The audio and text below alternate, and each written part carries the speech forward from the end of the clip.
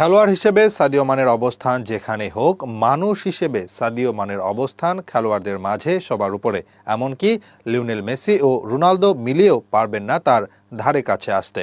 একজন বিশ্বমানের খেলোয়াড় হয়েও কতটা সাধারণ হলে একজন মানুষকে মসজিদ পরিষ্কারে সাহায্য করতেও দ্বিধা নেই সাদিও মানের। শুধু কি মসজিদ পরিষ্কার তার সাধারণ গুণাবলী?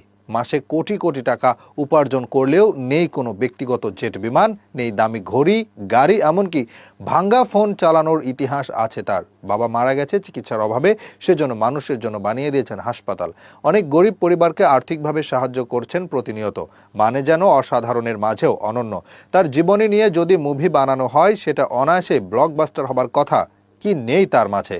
7 বছর বয়সে বাবা মারা যান চিকিৎসার অভাবে। তার গ্রামে ছিল না হাসপাতাল। পাশের শহরে নিয়ে যেতে যেতেই মারা যান তিনি। মানের বাবার ভাগ্য যেন কাউকে বরণ করতে না হয়, সেজন্য খেলোয়াড় হওয়ার পর নিজ উদ্যোগে বানিয়েছেন হাসপাতাল।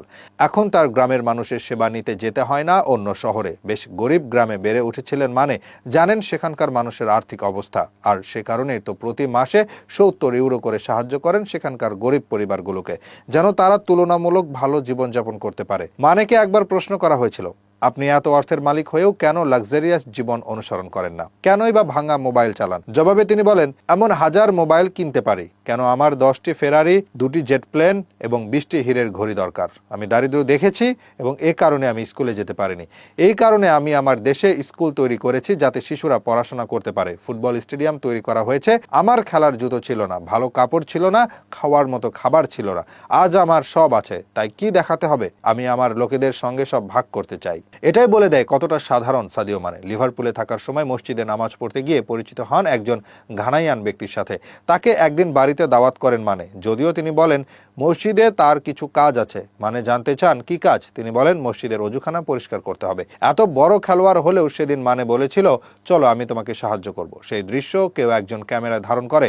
যদিও মানে নিষেধ করেছিল সেসব ছড়িয়ে দিতে, তবে পরের দিন সেই ব্যক্তি ঠিকই সেটা ছড়িয়ে দেন সামাজিক যোগাযোগ মাধ্যমে। এতেই বোঝা যায় মানে অসাধারণ মানুষই নন, পাশাপাশি তিনি এসব মানুষের কাছ থেকে অপ্রয়োজনীয় প্রশংসা পাওয়া হতেও নিজেকে দূরে রাখতে চান। তিনি যেন সবার জন্য বড় রোল মডেল। তার জীবন সত্যি অনুসরণীয়। এত বড় খেলোয়াড় হয়েও তিনি মানুষের পাশে থাকাকেই শ্রেয় ধরে নিয়েছেন। এর চেয়ে বড় প্রাপ্তি আর কি বা আছে?